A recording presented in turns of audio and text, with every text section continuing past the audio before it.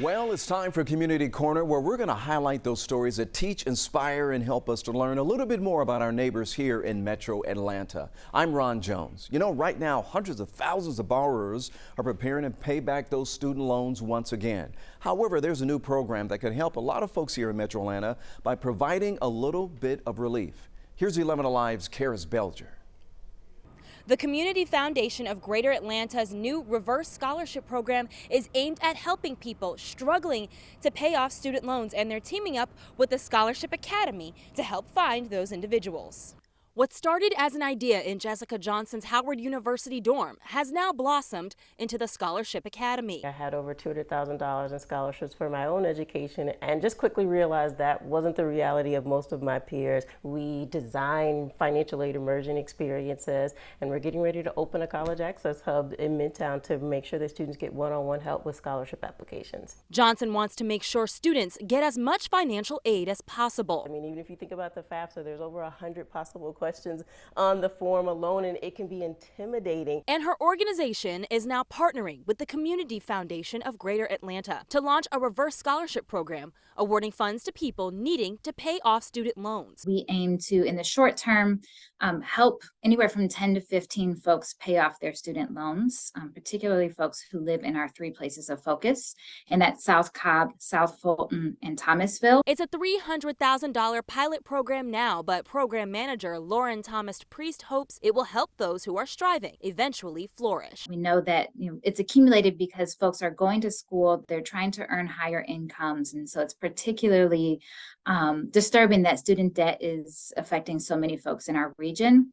The application for the Community Foundation's program is now open to those with $30,000 in student loan debt or less, and that application closes on the 15th of September. Karis Belger, 11 Alive News.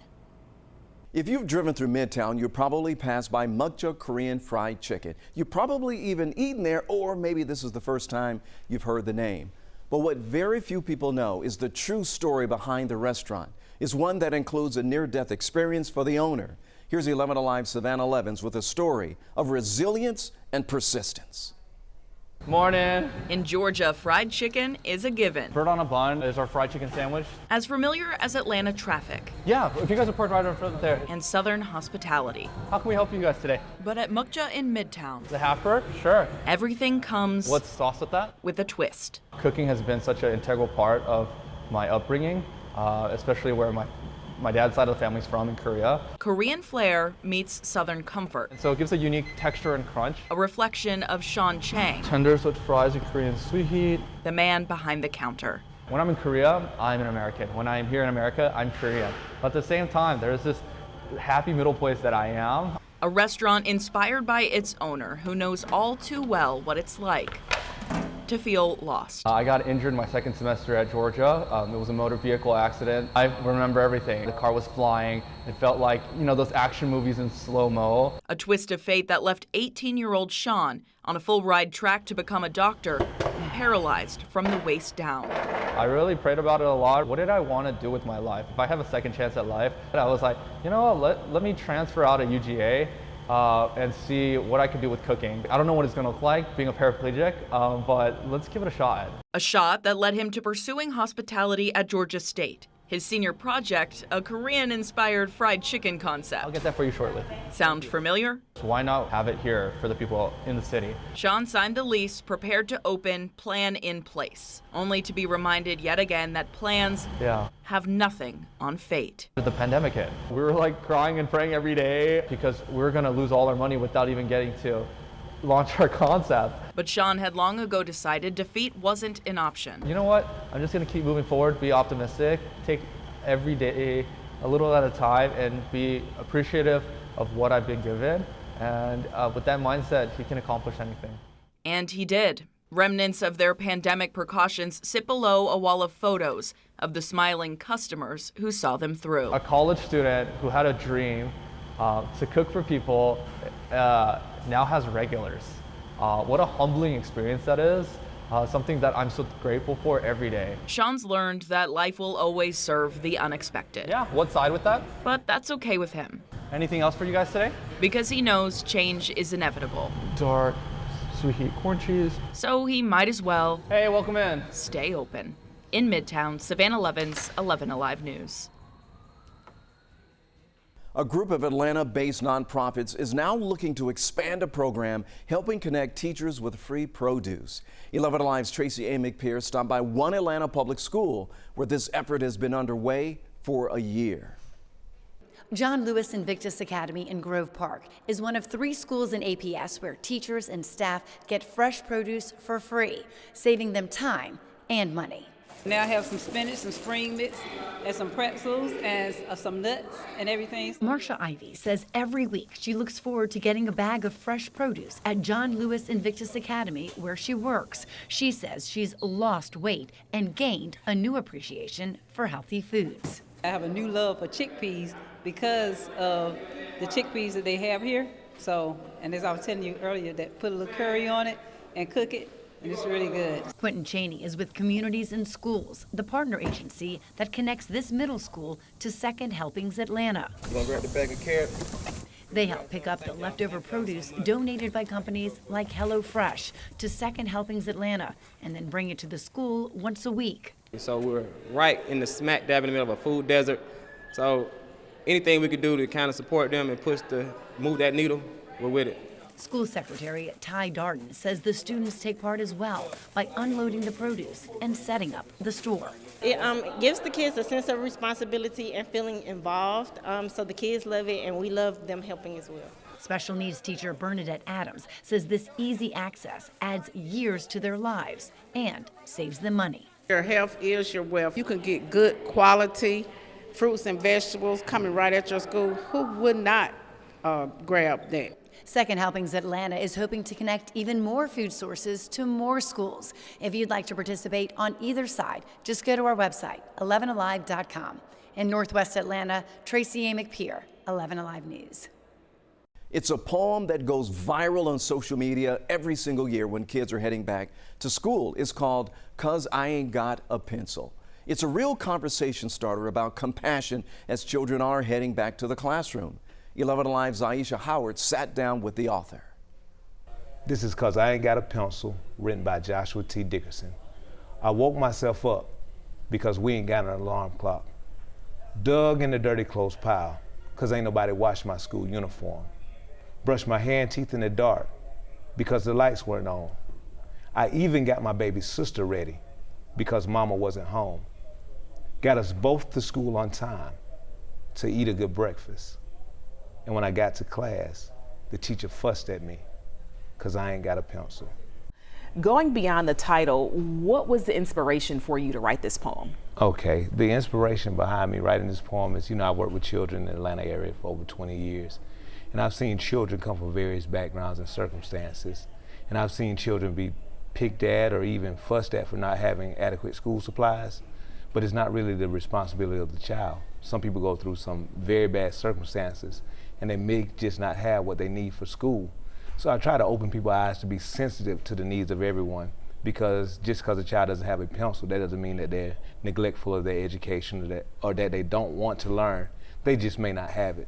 When you walk us through the aspect of the child getting ready in the morning for school, all the things that they don't have. Exactly. But I love the part that they still make it, even with the little sibling in tow. Talk about the perseverance of these children that are experiencing these situations at such young ages. That's the main ideal of the poem that sometimes people miss. It's like there are children, there are people who survive these extenuating circumstances and they're still moving forward. So it could be more than just a child. It could be the teacher, it can be the administrator, it can be you. I meet you today, but I don't know what you went through to get to this point. Tell us about the heart behind the poem. And it's just, you have to love them and love them the same way you love someone else. When a child may come from a affluent society or affluent community and they don't have something, people just say, oh, they just don't have it, but they don't judge their character. When a child from a circumstance that they may not make the most money and they don't have something, it's looked at as, oh, they're neglectful or they don't care. So my heart is for those people who are going through any circumstances, that they receive equal and fair treatment. We thank you so much for being here and just shedding light on this issue and just showing us how to change the posture of our hearts towards our babies, because they are the future. We gotta lift them up. They are. And I thank you all for this opportunity. And the hope is that people will begin to open their eyes to people who they may not know, or who they may prejudge, or they may stereotype, and lead with kindness and lead with uplifting and building instead of tearing down and destroying. We're hearing for the first time from the winner of a national skateboard competition, and they're from right here in Georgia. 11 Alive's Tracy A. McPeer spent the day with Mike Mannion, the 2023 Tony Hawk Skate Park hero. Mike Mannion's been skating for 23 years in McDonough, Georgia. He says he never imagined his life's passion would lead to this. You always dream about these things, you know, you're like, man, how cool would that be? Decades after Mike Mannion started skateboarding in Henry County, his dream became a reality. I really can't even put my mind around it, you know what I mean, yet. Mannion was picked as the 2023 Tony Hawk Skate Park Hero, a campaign that ran from March through July, competing against 60,000 other people from across the country. I posted at least once a day, every day, with skate clips and links to how to vote for me and things like that. Then, on July 28th, surrounded by friends and family, they officially announced he won. We had a whole building full of people just screaming and jumping up and down. Mannion won the title, $10,000, and even a skating session in September with Tony Hawk. Michael Mannion, what's up? It's Tony Hawk. Actually hearing him acknowledge you know what I mean, it's pretty crazy. He is definitely a hero. Definitely, Tony Hawk is the man. Through donations from voters, the Skate Park Hero competition raised more than $700,000 for Tony Hawk's Skate Park project, which builds new skate parks in underserved communities. Mannion knows firsthand the importance of access to local skate parks. Because once you put a park in a community, even the people that aren't into skateboarding, they start getting it, you know, and they start coming together. You know, before you know it, you have a huge community of people doing it. Now, Mannion says he hopes to bring others into the skating community to make skating even stronger here in Georgia. I just want to make sure I do the right thing, you know what I mean, and give back. Mannion says his goal is to open a skate park in his hometown of McDonough, Georgia. Now, there are some skate park project parks already established, like this one here in the Old Fourth Ward. For more information, just go to our website, 11alive.com. In Atlanta, Tracy A. McPeer, 11 Alive News.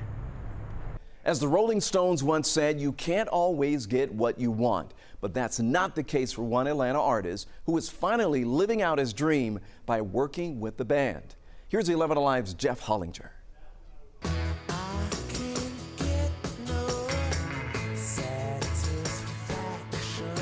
Getting satisfaction in the 404. The Rolling Stones have a deep history here in Atlanta. In 1978, they became the hottest ticket of the year, playing a surprise concert at the Fabulous Fox under the pseudonym The Cockroaches. And less than a decade later, Jagger would be back on Atlanta's streets filming the futuristic sci-fi flick Free Jack. And of course, a number of concerts since the band first formed in 1962. So with all of that history, it shouldn't be a huge surprise that the British rockers' latest collaboration features this adopted Atlantan. To me, it was all in the name of rock and roll. Meet Taylor Rushing.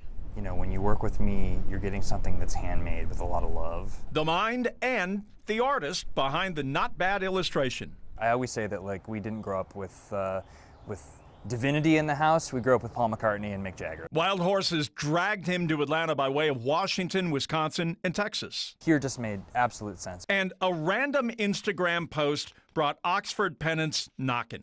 The folks at Oxford Pennant, I think, had been following me on Instagram for a while, and one day, sort of on a whim, I just posted my dream gig is to work with the Stones.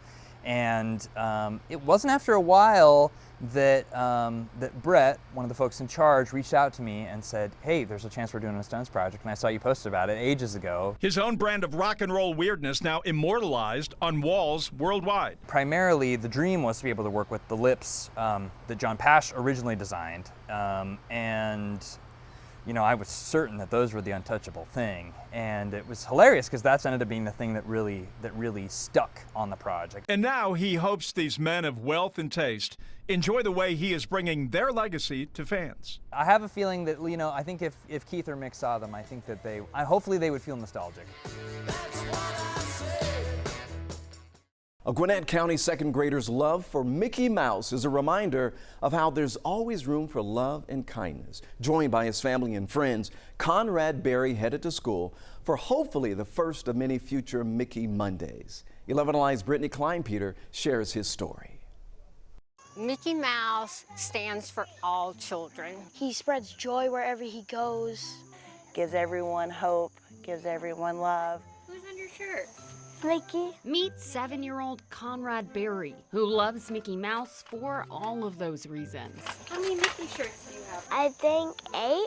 Until just a few weeks ago, you could usually find him wearing one of those shirts. It's your mama's heart when your kid is upset because of mean things that other kids say to them. Recently, Conrad's mom says her son didn't want to wear Mickey anymore after being bullied at school. Nobody really prepares you for that kind of hurt. She says Conrad took the comments to heart. I've always told everybody that he has a big heart. A heart so big that even doctors noticed early on. When he was about 4 months old, we took him to CHOA because he was having a hard time breathing. And when they did the x-ray, they saw an enlargement on his heart. He got diagnosed with RSV. The big-hearted, now 7-year-old is no stranger to overcoming things. But just like Mickey, Conrad has his own clubhouse of friends to lean on. Well, now you get to show him that everyone believes in you. And that clubhouse provided the little bit of magic this Monday that Conrad needed to pull that shirt back out. Hey, I see Mickey on your shirt. Yeah. Mickey Mouse is awesome. He's a hero, just like you. Oh. And off to school Conrad went. Happy Mickey Monday! Yeah! As his Mickey Mouse Club followed. It means a lot to me that everybody comes and supports him and loves him just as much as I love him. A club that anyone would be lucky to be a part of. Reporting in Tequila, Brittany Kleinpeter, 11 Alive News. Mickey is the best!